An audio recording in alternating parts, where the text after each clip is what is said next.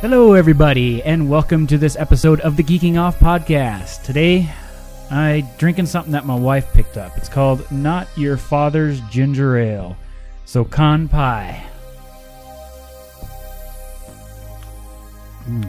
Yeah, she was right. This does taste like crap. Computers, gaming, retro gear, devices, tech reviews, and more. Geeking Off with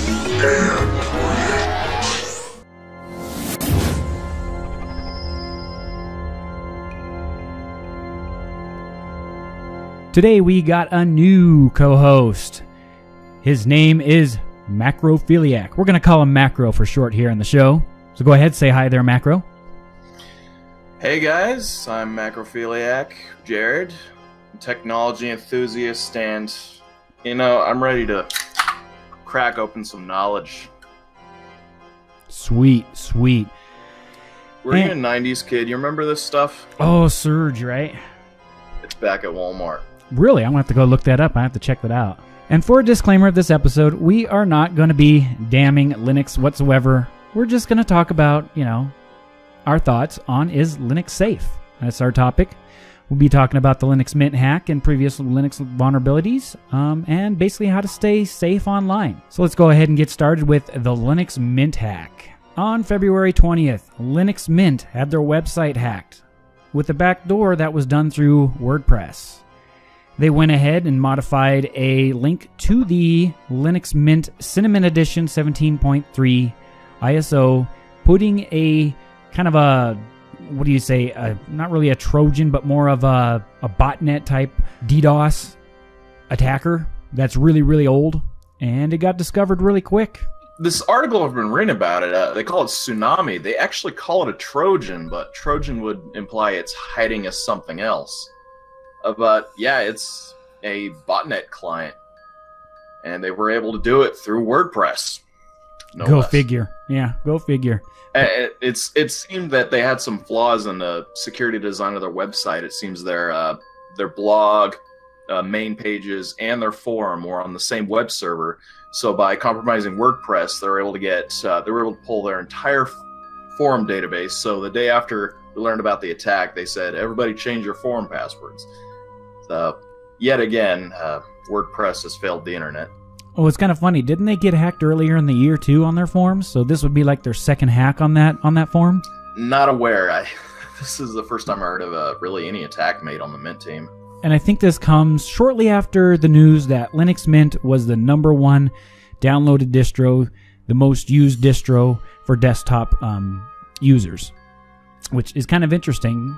If you're going to be the most popular, you definitely want to have a little bit more better site security, especially when you're supplying an operating system to people.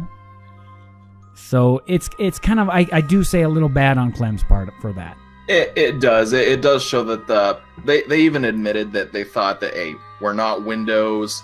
Maybe this shouldn't happen to us. We're still small, but there's always people out there just looking for something to jump on, and clearly someone did. And they got a good target. I mean, what else better to go after Linux? And there's still no real, motive that's come out of this yet. All we know is that the ISO was basically hacked and swapped a URL, and the reasoning, we don't know.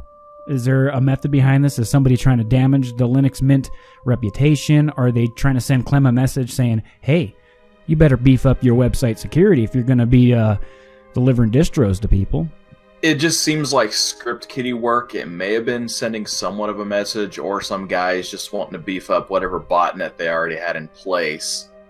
But it just goes to show, as Clem stated, hey, they're not Windows, but it doesn't mean they're invulnerable.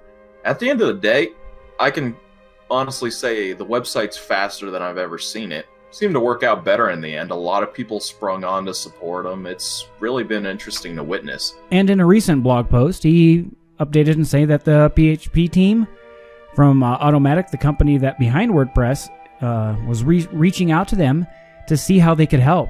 They got Avast involved for analyzing the fake ISO, which is, I'm actually kind of surprised. Avast is a pretty big company to be getting involved.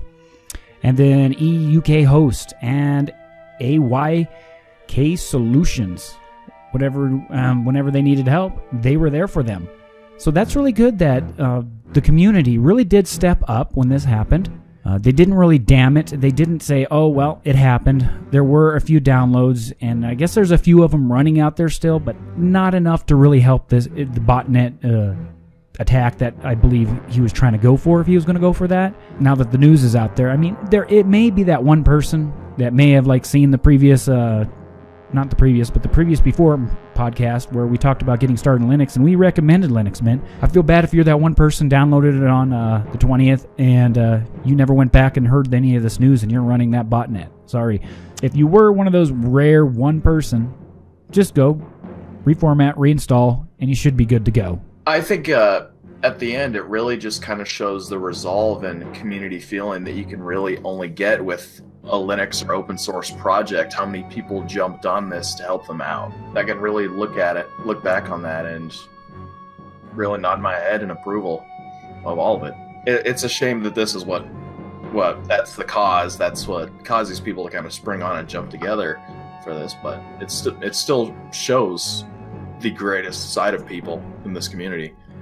And I don't believe the Linux Mint and Clem, he doesn't have a big corporation like Canonical sitting behind the scenes working on this kind of stuff. I believe he's almost pretty much a one-man show, isn't he? Well, I remember reading the blog a few years ago that it just started with him part-time, and then within a few years they had enough donations. They had 2 full-time employees. Now, that was a few years ago. They may have a slightly bigger team now, but it's, as far as I know, 2 full-time people. And a lot of people jumped in and gave donations to Clem.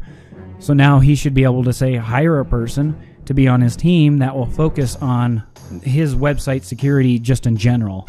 Because when it comes to downloading an operating system, you got to keep your downloads secure so they can't be tampered with, especially the website. That's a big thing when you're dealing with what he's trying to distribute to people. Yeah, when you have a project that popular, you really should have a dedicated web guy.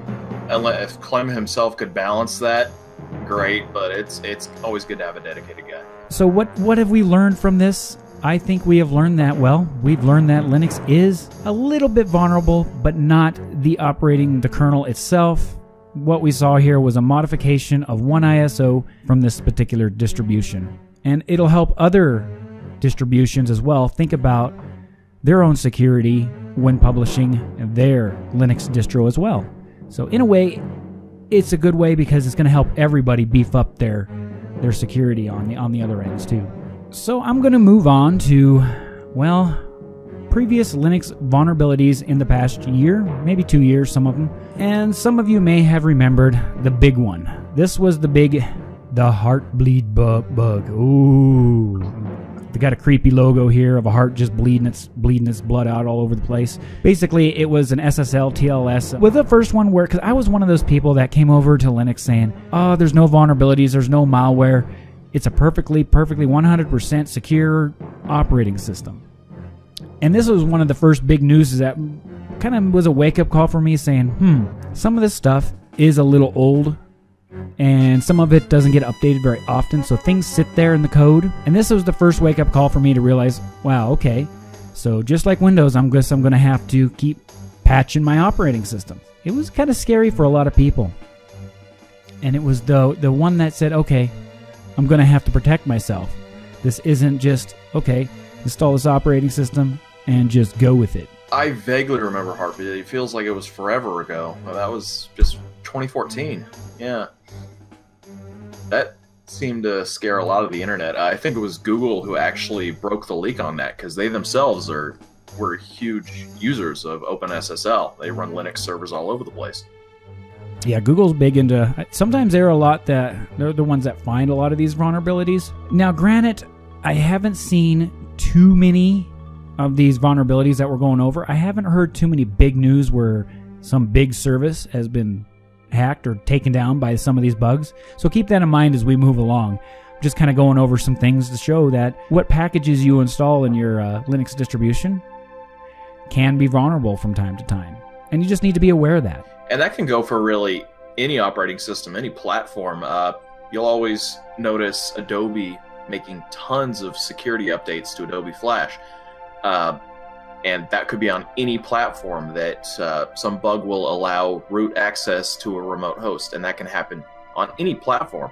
So it's not necessarily your OS that's vulnerable. It could be a part of your browser. It could be a browser plugin.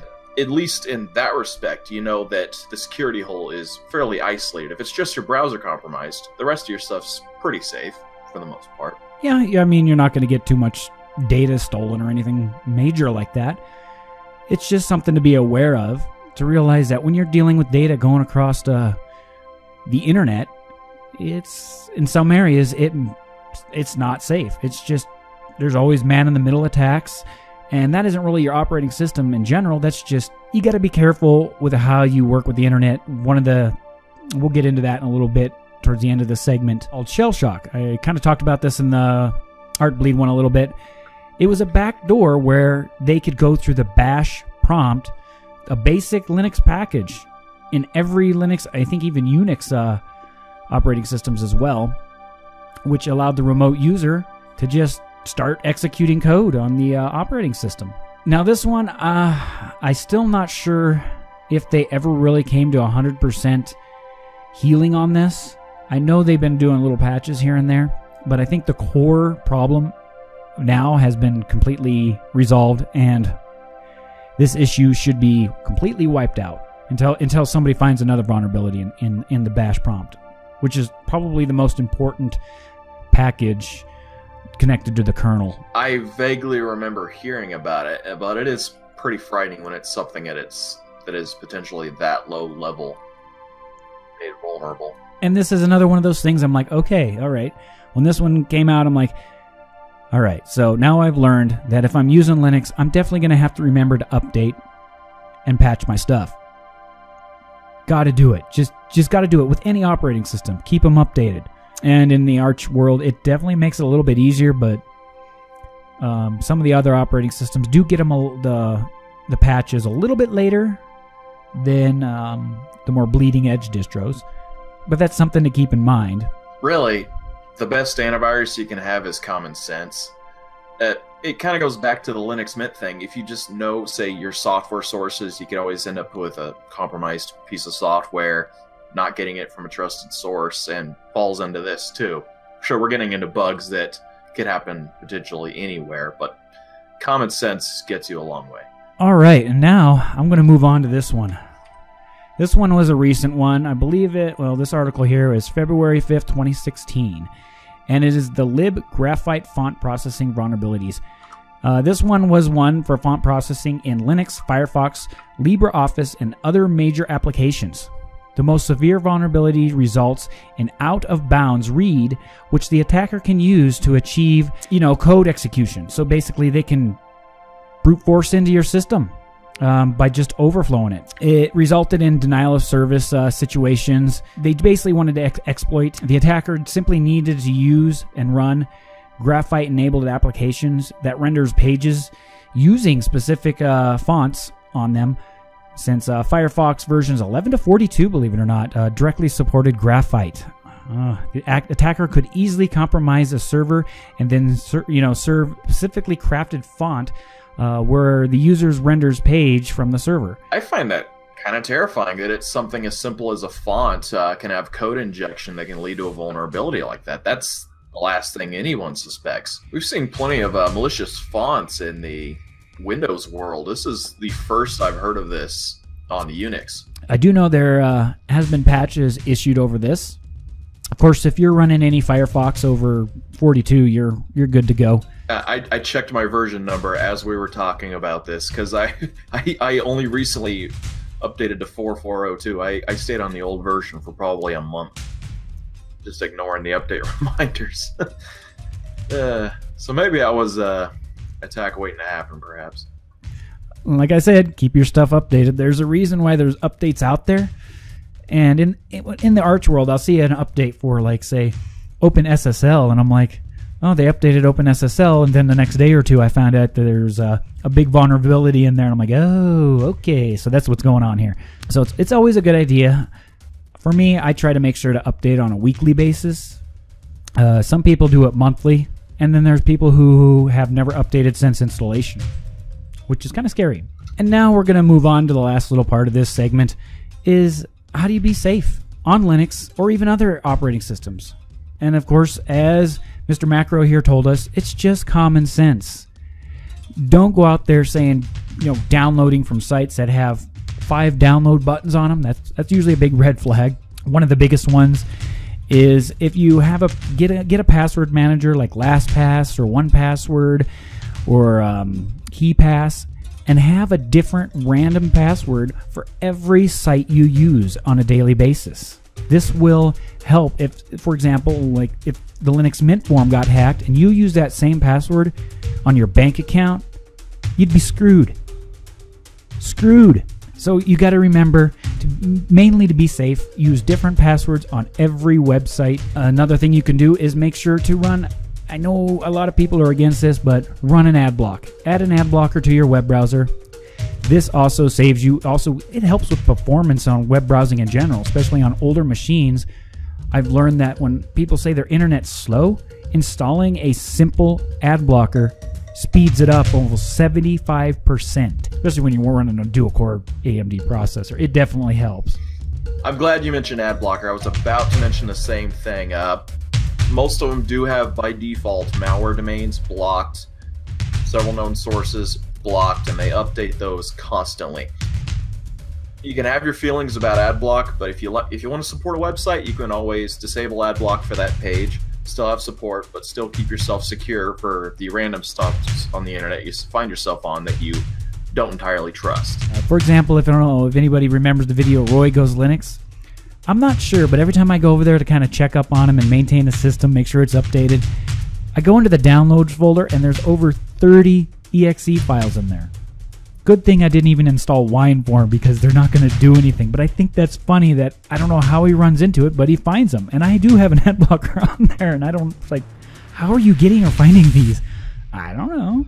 If it looks fishy, it might be. They call them phishing attacks for a reason. Stay away from, I know if you like to, visit some board sites, just be careful to which ones you go to. Because, they'll definitely give you some good. And, of course, any pirated download website. And if you're on Linux, you're probably not going to be pirating software anyway, since most of it's just handed to you. Here, use my stuff. Here's, I want you to enjoy it. Enjoy the code. And you should be pretty much safe for the most part. The only thing you got to worry about is when a database gets hacked, and that's where we say change the passwords. And change your passwords on your main things such as bank accounts. Email is probably one of your most important accounts to protect online, because compromised email could get somebody access to all your websites. They can start resetting passwords and take over everything.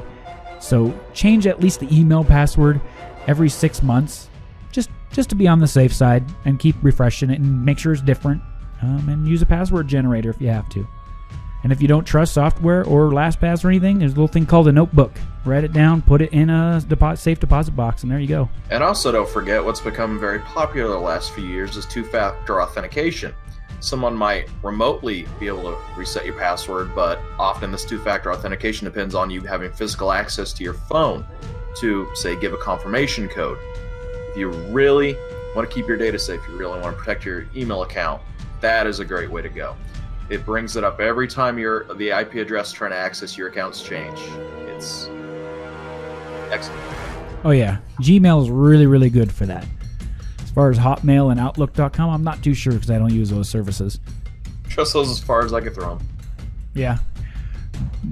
Some of us, especially me, being super Microsoft paranoid, after what I've heard they've done to Windows 10, you might as well say Windows 10 is just a big piece of malware in itself.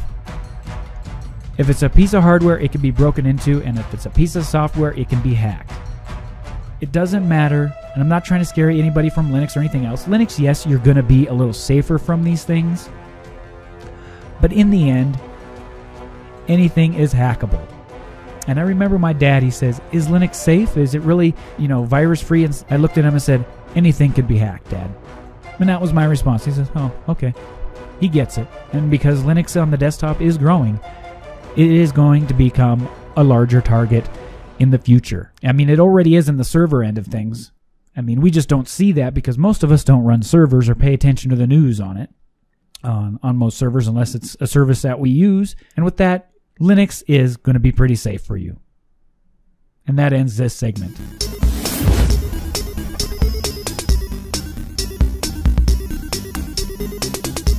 And welcome to the gaming segment. We're going to talk about games that we've been playing on Linux. And a little bit more on this Vulkan. Yeah, they exist. I knew they always existed. But they're coming. And they're coming to a graphics card near you. One game that I just downloaded on Steam, and I've been pretty addicted to this game. It is harder than crap. This thing is a hard game, and that is Shovel Knight. Shovel Knight is kind of an old school side-scrolling platform. Kind of has an 8-bit graphics feel to it. Kind of reminds me of the DuckTales game from the NES, the way he bounces with that shovel.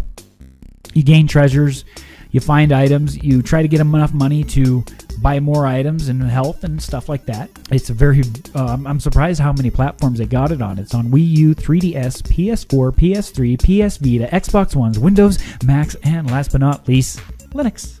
Have you tried this game? I have tried this game. I got this about 2 years ago for my 3DS, and I love it. It's a real, they managed to nail the nostalgia feel. Has a ton of pop culture references. It's corny, but it really does justice to the old platform style of gaming. And in my personal opinion, the soundtrack is quite badass. Oh yeah, I like it as well. It's got a very, and I think, yeah, it started originally on Kickstarter. It did, yeah.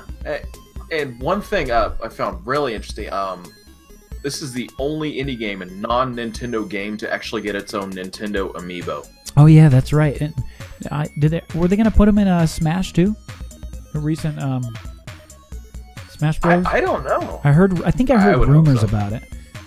Don't know if they ever released the information on the voting that they did for the characters they were going to implement. I don't know how Cloud got in there, but well, there's a universe crossing over there. But yeah, Shovel Knight, it is a lot of fun. I can't believe I put this one off for as long as I have until recently. I wish I would have played this one sooner because it is just an addicting, time-wasting fun. I love it. I wish I was a good enough gamer to beat it. I haven't beaten it yet, but I'm getting very close. I'm very, very close. I think I'm down to like the last 4 levels. And that was Shovel Knight, a fun, side-scrolling 8-bit adventure. Next, this suggestion came in from Macro over here. It's called Hurtworld. I don't know anything about this game. I don't even think I've ever played it before. So I'm guessing you're going to give me an earful and get me to want to download this sucker. I don't know if I can talk you into that, but I'll definitely give it a shot. It's a multiplayer online survival game. If you've ever heard of Rust, this is done in a very similar style. A lot of people haven't heard of it because it only came out in November. It's on early access on Steam. But like Rust, you're basically sent out straight into the environment, completely naked, animals, wilderness, trying to gather resources and survive. It's done in a really interesting cel-shaded graphical style, so if you're a fan of Team Fortress 2, you might be a fan of this for that reason alone. But it has a very heavy emphasis on player versus environment. You have to find and build clothing as soon as possible, or else you'll freeze overnight. You'll have to build fires. Just keep yourself completely isolated because there's a lot of random events in the world, whether it's monsters, weather, dust storms, that can leave your character incredibly vulnerable. So not only is the world hell, players are hell. So if you like a challenging multiplayer survival game, it definitely gets my recommendation. You know, now that I kind of was looking here at this page and I'm like, wait a minute, I think I've seen some gaming YouTube channels playing this. I know what it is now. It's like, oh, okay, I know what the game this is. I've seen some videos on it, and it definitely does look really, really interesting.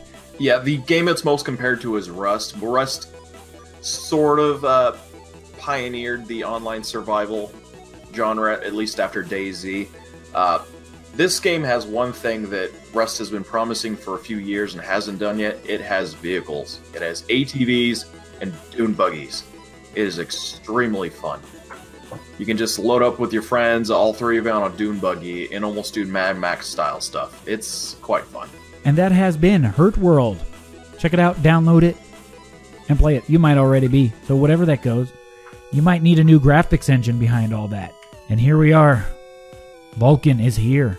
It's a good planet, right? Now with Vulcan, they're bringing in a whole new modern GPU API. Thank you.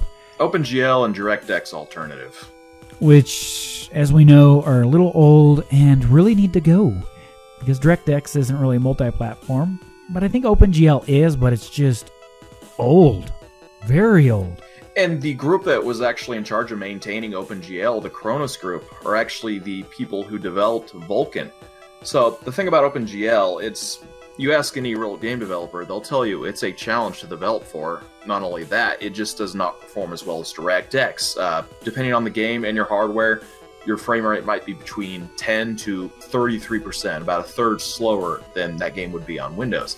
And what this does is brings up, it's not even a successor to OpenGL, but they consider it, the codename for it was GL Next. But they really are considering a true successor to that.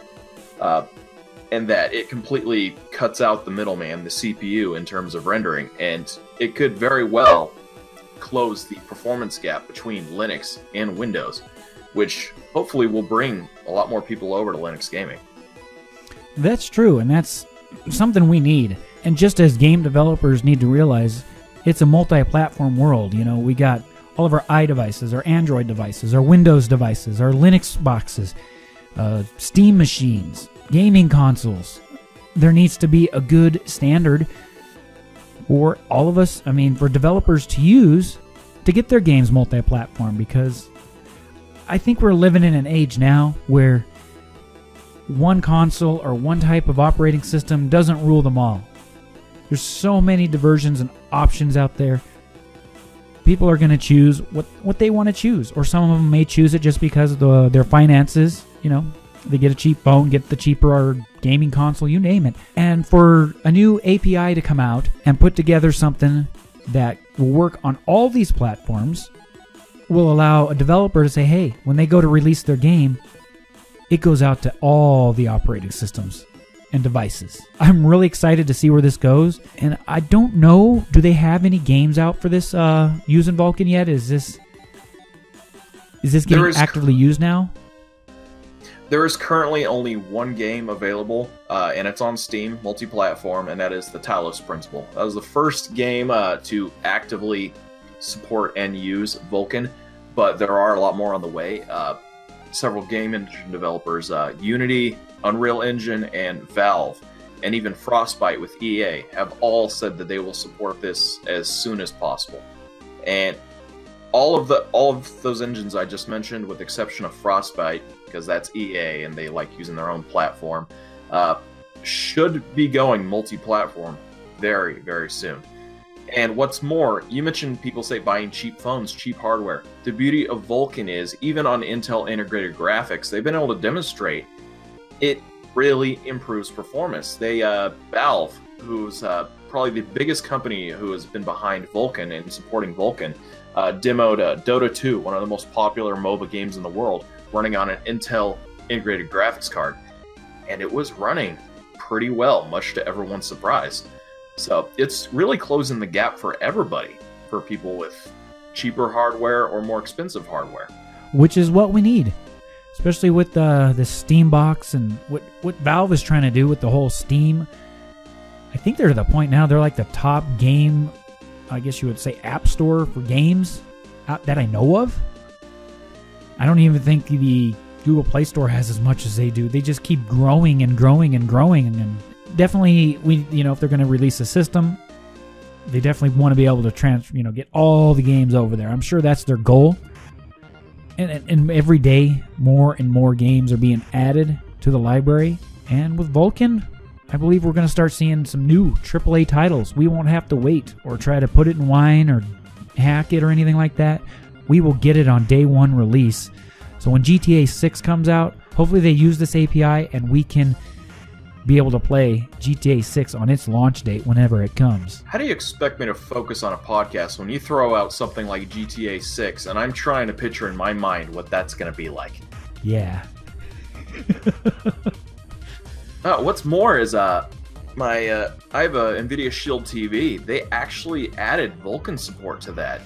They waited to upgrade that to Android 6 Lollipop almost 6 months after other Android TV devices already upgraded that version of Android TV, just so they could have Vulkan support day one. Even though there are no software titles for it, they just wanted to do it just to say they have that support.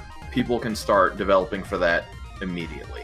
It's a bold new future where no man has gone before with our graphics cards. Illogical. Live long and game prosper. That has been Vulkan, and that ends our gaming segment, everybody.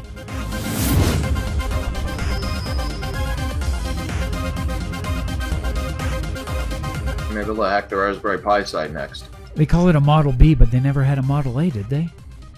They did. The Model A's normally had, say, one less USB port and didn't have the Ethernet jack. Oh, okay.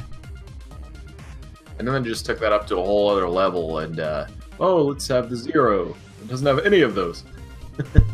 Which I still can't get my hands on that thing. Really? Every time I go to the sites to buy them, they're all sold out. I haven't checked. Was it you who were telling me that some of those are going for $100 to $200 on eBay? Yeah. And welcome to the random discussion. We're just going to talk randomly. I kind of want to talk about a little bit about this Raspberry Pi 3. I also want to talk about future Japan trip and a little bit on what's going to go on with the channel during this awkward period. But for now, let's go ahead and take a look at this baby. The Raspberry Pi 3 Model B. And compared to the old model, of course, they're bumping up the CPU speed. Looks like they're going 64-bit ARM 8 CPU at 1.2 gigahertz. Ooh, getting up there. It's starting to crank up a little bit, but I'd like to see, I don't know, like 2 gigahertz, maybe 6 cores in that, which I guess the features that really people are excited about is the built-in wireless LAN and Bluetooth. What I'm going to do with this, I did get one on order. Luckily, I was able to get in on this one versus the Raspberry Pi Zero, which still can't get my hands on. I was able to get one. It's going to be shipped to me, and I think what I'm going to do is upgrade the workstation project that I had before to this new version and see if my experience with it is a little better. It looks like they do have a little bit of a 3D graphics core, video core. Did they have that in the last one? Is this the same? It is the same graphics chip they've used since the very first Pi. Come on, Raspberry Pi. Please give us a new one. They give a very good reason for why they do that. It's still incredibly opened. I guess that makes sense. And there's another competing board that just recently is getting released and shipped that I also coming in the mail sometime soon. Hopefully, I want to get it before I go to Japan, and that is the Pine 64. It's exactly what I'm looking for to make a mini workstation. And a lot of people are like, okay, Anthony, why are you trying to make these mini workstations? What's your goal? My goal is I do have a side business working on computers, but I would like to have a little system that I could build, probably even be able to come up with my own custom little 3D cases for them that mark my brand and sell these computers to people who just want to do some web browsing, check some email, do a little shopping on Amazon. People who don't like to tinker with computers, and I think the Pine 64 is going to be that one. The plan, when I get this sucker in the mail, is I'm going to set it up and give it to stepmom and say, use this for a couple of weeks, and then I'll come back and we'll get her feedback on what she thinks of what it was like computing on it, because all she does is Facebook. I think a mini machine like that would be perfect for her. Same thing as like Roy. All he does is just web browsing and email checking, a lot of Amazon shopping. Another perfect fit. Would you give this to Grandma? The Pine 64 or any of these mini boards? Oh, I don't know if I give it to Grandma, but if Grandma can find the browser on it, hey, it might do everything she wants. Yeah, he probably got a good point there. I actually gave my grandma a computer. She said take it back. She didn't want it. It was too much. So it's back to sending letters for her, which is kind of cool. I still like getting letters and cards from Grandma. She's the only one that still does it. Everyone else is happy birthday on your Facebook page. At least Grandma still sends me letters. actually have substance to them. Oh, the good old days. Sometimes technology has taken us far from where we used to be. It's good in some ways, but sometimes I still like my card in the mail every birthday. You can always count on someone being a few decades behind, and you gotta appreciate that. Kind of makes you wish you could do it yourself. Yeah, for me, it's of course time scheduling. Gotta go buy the card, write on the card, write a message in there, write on the envelope, put the address on it, seal the envelope, lick a stamp on it, take it down to the mailbox down the street. But you can have the satisfaction of saying you went through all that trouble for the card. Exactly. Your grandma will always be able to hold that over you. So I think I'm going to skip getting this model of the Raspberry Pi. Wi-Fi, The Verge made a really great case for it, that they thought of classroom situations where they could just install a single wireless access point in a classroom, and instead of running a few dozen Ethernet cables, they just connect them all up via Wi-Fi. And for that situation, that's fantastic. My roommate was wanting to get a few extra Raspberry Pis to set up a cheap little surveillance system, and this would save us having to run extra Ethernet cables. We could just run it over the Wi-Fi. Sure, we could just as easily buy the $5 Wi-Fi dongle, but this really saves you the trouble. But like you, I'm itching for something with a little more oomph to it, something with a little more RAM, and that is definitely where the Pine 64 comes in. It seems like much better bang for buck for the kind of application at least I'm going for. Of course, the Raspberry Pi will always be there with a tremendous amount of community support. It's really good for Arduino type integrated projects.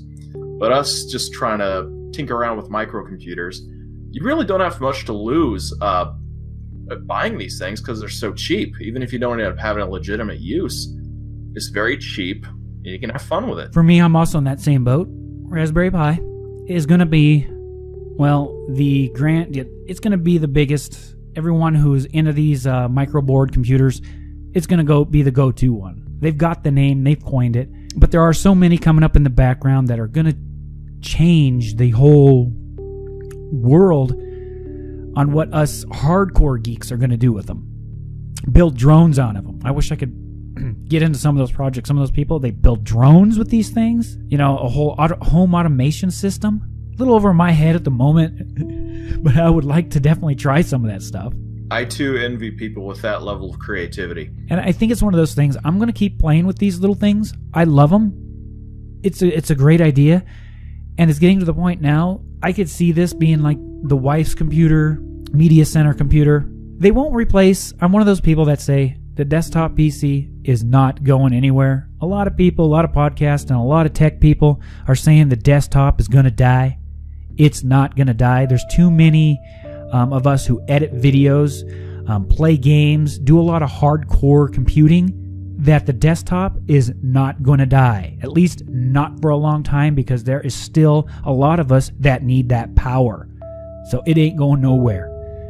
It might be for the average Joe who doesn't do hardcore gaming or edit videos or podcast or streaming or any of that stuff. But for the average dude, yeah, tablets, small computers are going to be for them. But the desktop, it's not going anywhere anytime soon. I don't think the desktop's really going anywhere either. Look at Steam's numbers. They're constantly on the rise, at least in terms of PC gaming alone.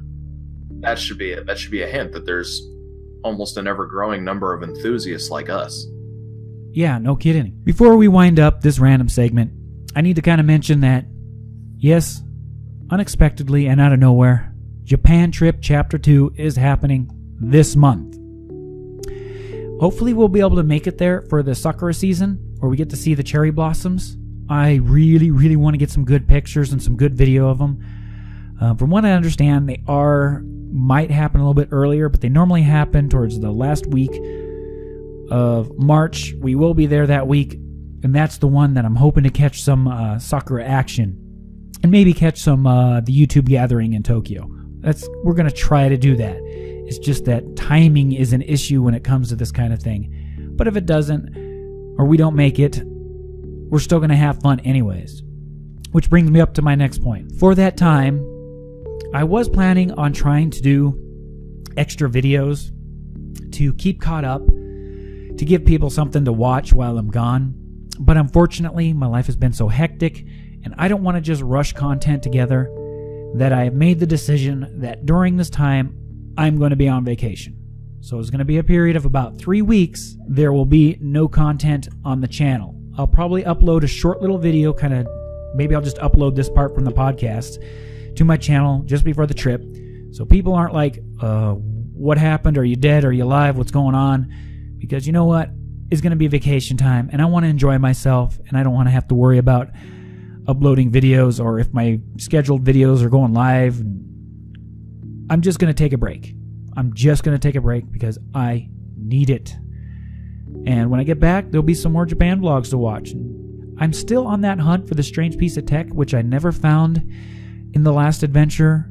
So I've got to complete that mission and find the weirdest piece of tech in Japan. There has been a few requests on what people wanted to see me do in Japan, but like I said, these Japan trips have been family funded. So most of it is what the family's going to show me or what we're going to do. I am going to try to adventure off a little bit on this one. I did kind of request that, like maybe I'd like to stay in Osaka for a longer period of time because I'd like to walk around and explore and check things out instead of like last trip where we went all over the country and it felt like half of our trip was going to another location. There was always a half a day or more of traveling between these events, and I just want to stay in one area and just explore and have more Japan time. Oh, I would absolutely love to see cherry blossoms sometime in my life. That's gotta be just some of your footage. That just seemed like really beautiful country, especially that mountain you went on with the bears. I'm trying to remember where that was. That is the place I definitely want to visit. That with the hot springs too. That seems like something I definitely got to see sometime in my life. That was one of those places. We were going up north, and I'm like, I want to go to a hot spring, but I wanted to go to one where you can get the private onsen versus separate the male and the female, because the wife and I wanted to be together. I just wasn't comfortable with the fact. I'm sure she wasn't. No, she's used to it, actually. What am I saying? She's probably not too worried about it, but she would be alone. For me, I'd be alone with a bunch of schlongs. I'm just not comfortable with that. I'd rather be with the wife. I understand it's Japanese culture, but I guess the way we were raised, I just don't want to go bathe with a bunch of men. Hey, they'll get your back for you. Hoi, need the back wash. I guess I can throw, since we're in the random segment, I can throw this in there. When we did do the public bath at the beginning of the trip with the family, my uncle-in-law, first time we walk into that place, he grabs a kind of like a bucket or something and fills it up with water, and then he dumps it on his junk and then starts swishing his junk around in the water, and he says, "Wash, yeah, wash, wash." This isn't any more awkward than it has to be, bud. Everybody actually from there is going to watch this and think, what is wrong with these guys? What's weird about that? We wash it all the time that way. At least he put emphasis on the key area. Yeah, it is the most dirtiest part of the body, right? Next to your mouth and your... Where are we going with this? We have definitely gone off into the random of randomness there. So with that, I'm cutting it off. That's the end of the random discussion. I'm ending the segment here, and let's move on to the feedback.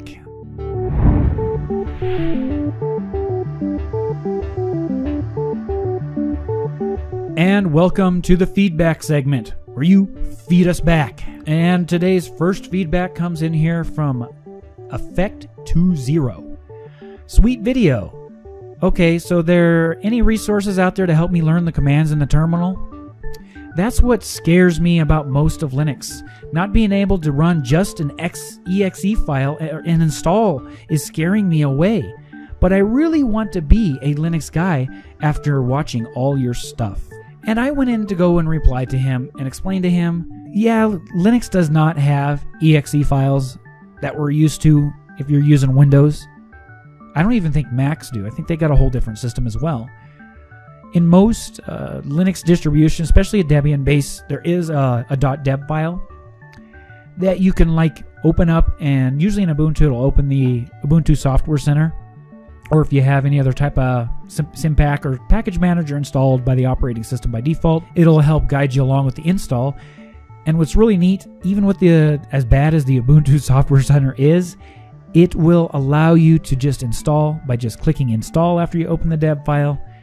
You enter your password, and it does everything for you. There's none of this next, select a directory, agree to this, click next, and so forth and so forth. So basically, installation is a lot easier, and don't be afraid of that command line. It's simple as doing a sudo apt-get install and the name of the app, and as again, asks you for the password, confirm yes or no, and is done. It's not really as complicated as you think it is. If anything, I think it's a lot easier than it was in Windows. What do you think? Any advice you would give to somebody who's saying they're worried about installing software on Linux? I like that the guy wants to be a Linux guy, and it sounds like he kind of wants to go in head first, but is afraid to. And I have just a few things to say to that. First, for the last decade or so, you really hardly have to touch the terminal at all. At least on most Debian-based distros, Mint or Ubuntu, you don't really have to touch the terminal at all. It is all very easy, very graphical. But the option is still there to get your hands dirty with the terminal. And the best recommendation I have for that is build your own virtual machine, or using VirtualBox. Just install a Linux distro you want to try out on that. You can save a backup of that VM, so you have no worries about corrupting it, say formatting your main home directory or some root directory, or even just live USB boot session for Linux. It's so easy to just try these things out without any repercussions. Yeah, there's no, especially I'd say the live CD is the best one, because once you're done, everything's resetted again. You go back to where it was, and like you never touch the computer. That's a really good recommendation. And then after my reply to him, he did come back and say, yeah, I tried it, but then he had an issue installing a piece of software, did the research, and the guy's telling him to enter a command line. Well, yeah, you do run into that, but really, like he was just saying, you couldn't get away with it without running the command line, except for some of the more hardcore operating systems, such as Arch Gen 2, and just, I believe, I'm not sure, I've never used the main Debian, but I believe you still have to use a little terminal to get it running.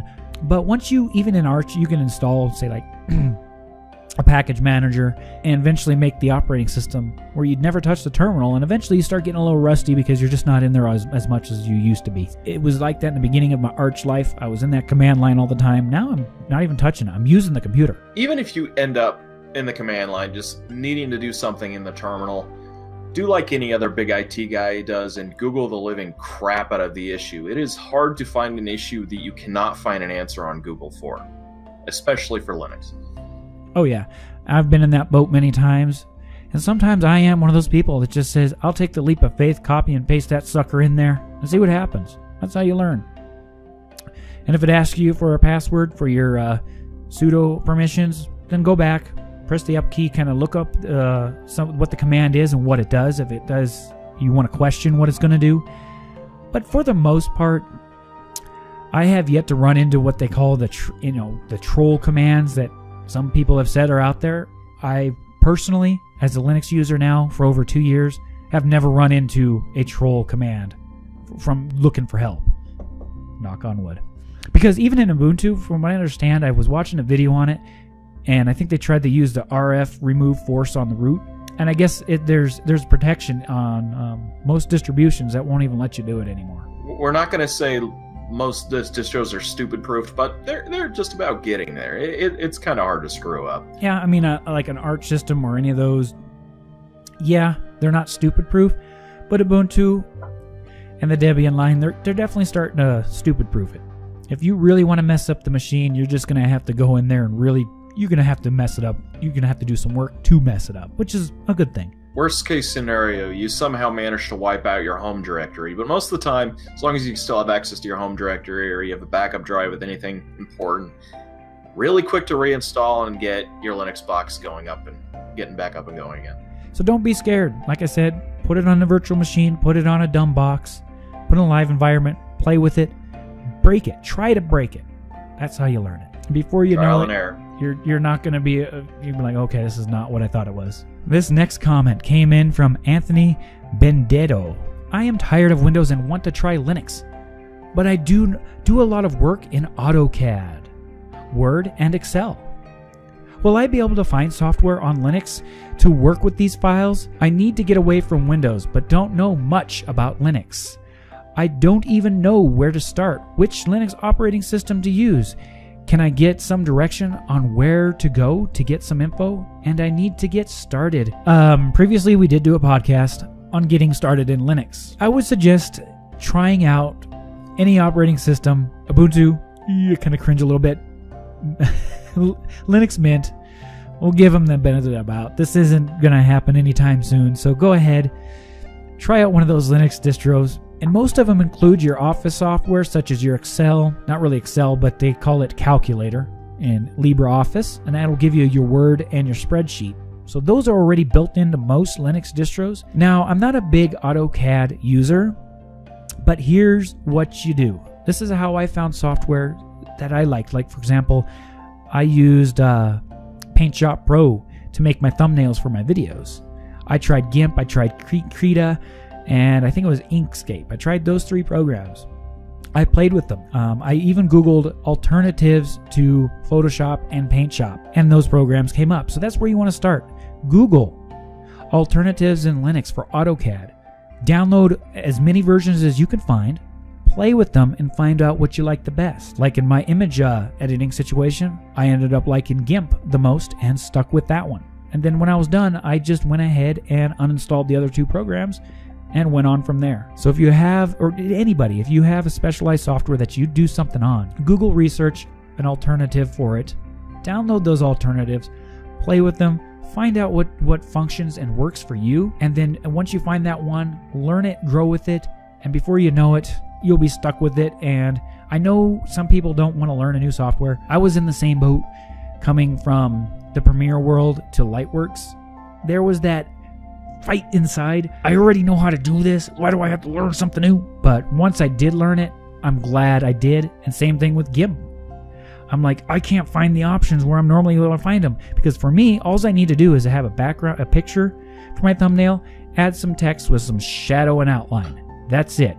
And it took me a while to figure out how to do those things in that program.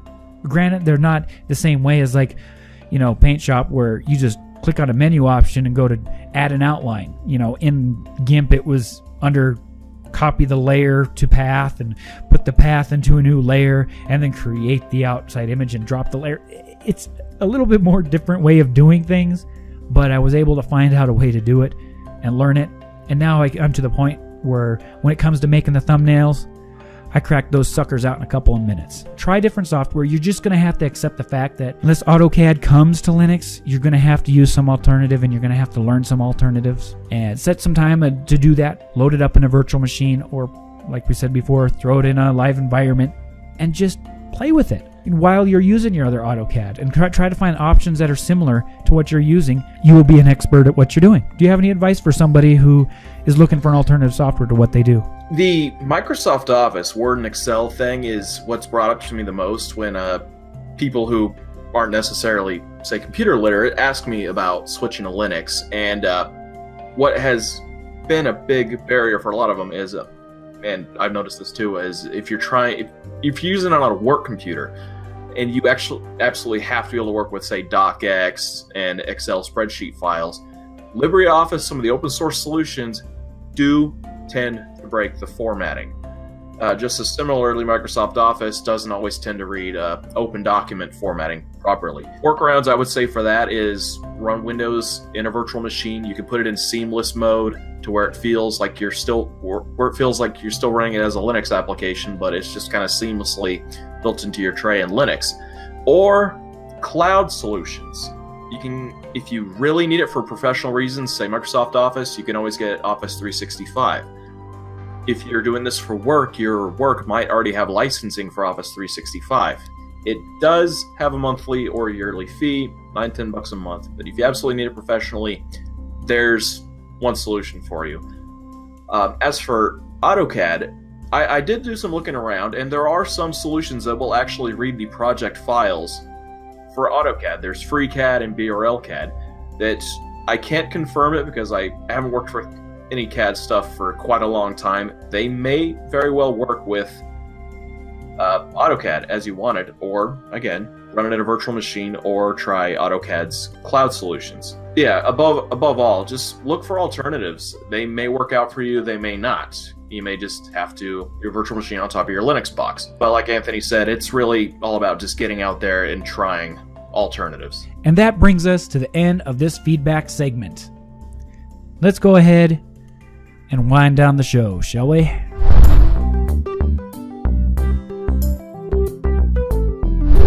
And that brings us to the end of this Geeking Off podcast. I hope you enjoyed. I hope you come again. And I would like to thank all the listeners for listening and taking the time to listen to the podcast and all the videos on my YouTube channel.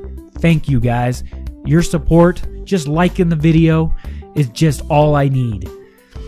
And if you are curious on what videos are coming out in the future, this is my website. Here's the current schedule. We've got a vlog up right now. We also are changing the voting on the website. And that is going for this particular topic, which is Linux a safe OS? Yes or no? So go ahead, submit a vote. And the previous voting, it looks like Linux won by astounding 73 votes, whipping out Windows at a smidgy 14 votes, BSD at 8, and Mac OS Linux at 11. A lot of people voted for Linux in the last poll. So go ahead and join on this poll, and we'll talk about the results on the next one. So far, it looks like it's got 1 vote. And in the video schedule, this is, of course, going to be subject to change here in the next day or so, because I got to rearrange things to take my 3 weeks off from making content. So I've got to adjust this. So there will be, you'll know when I'll come back and what videos are planning. A lot of people are asking me about that Linux server rack for the pfSense. It's coming. It's just a matter of time and finances, and with this vacation coming up, can't do it right now. But it is scheduled for May 5th. It is projected future, but it'll probably be pushed somewhere in the middle of May now because of the vacation. And remember to check us out at geekingoffpodcast.com and subscribe to our RSS feed or on iTunes. And if you like, you can go ahead and send us feedback at geekingoffpodcast.com. And if you want to throw us $1, just $1, and support the cause, you can go ahead and become a Patreon on our Patreon site. Yeah, just go ahead. I'm not going to e-beg any more than that. If you want to support us, go ahead, throw us $1 on Patreon. And I'm going to sign off there. Anything you want to say, Macro, for the end closing? Oh, thank you very much for having me. You're welcome. It's been fun. It was fun. So with that, guys, this has been Anthony from AnthWare. And from this time and every time on, folks, keep on clicking. This is Anthony from AnthWare, signing off.